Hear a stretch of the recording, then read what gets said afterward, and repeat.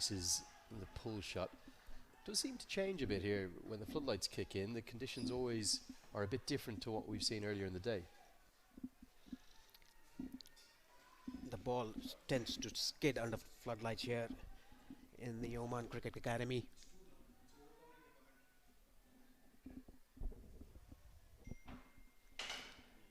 Just decent start for Nepal, 10 for no loss in the third over. A good job by the Omani bowlers, just restricting Nepal, not getting them to get to a good start. Pulled away behind square on the leg side. That's the first maximum from Asif Sheikh. And listen to that noise outside. Beautiful pick-up pull shots. On-pace delivery from Shah Faisal. Just rolls his wrists on that really nicely. Almost making too much noise for us to even contain ourselves here in the commentary box. Beautiful stroke, really nicely affected. Just it was pitched outside the leg stump, helped it away down to deep square leg.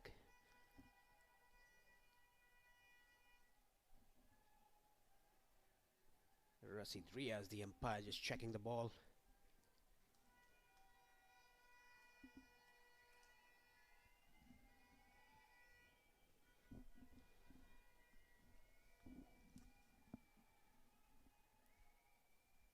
Yeah, that T20 World Cup qualifier 2 years ago for the Asia region that I was just talking about, Paresh. For those who remember it, they'll probably never forget the scenes there in Kirtzapur. In theory, it was a celebration game, wasn't it? Both sides had qualified, and it was a lovely euphoric day. But they put on an absolute exhibition. 184 played 184. As the match was tied, it went to a super over.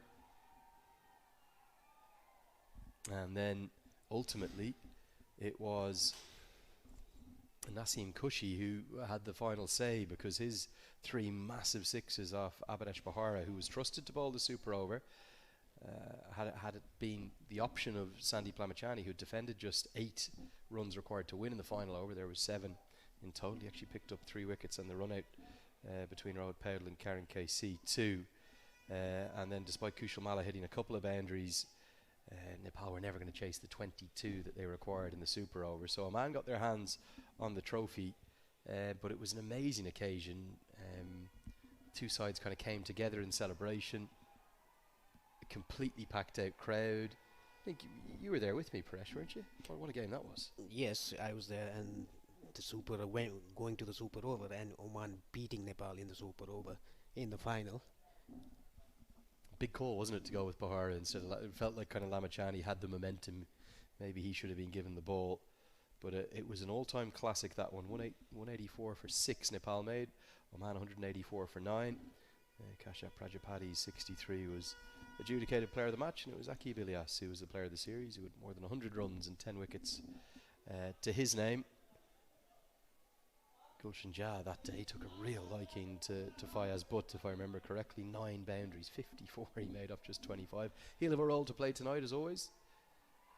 As Bertel gets his pull shot out, and now this may well have gone just shy of going all the way. No complaints from the Nepal substitutes in the dugout. They probably had a good view, but maybe just a fraction in front of the rope, and it runs for 4.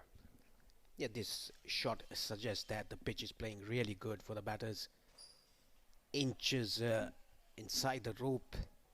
We had a big moment of controversy, didn't we, in the Qatar game, where it appeared as though the ball had landed on the rope and the full fielder indicated 4, and then the umpire really didn't have any choice but to believe him. But no complaints at all. You'd imagine if the Nepal bench had thought that had gone over the rope, they would have certainly elevated their arms, but given as a boundary 4 instead. Just a few signs that there are certainly runs in this surface, more than we saw in the games a couple of days ago. That one square driven, good. Stopped getting down on his knees by Syed Amir Kaleem, the great veteran. Him and Mohammed Nadeem, the 2 continuing to fly the flag. Sha'anig Energy Egg.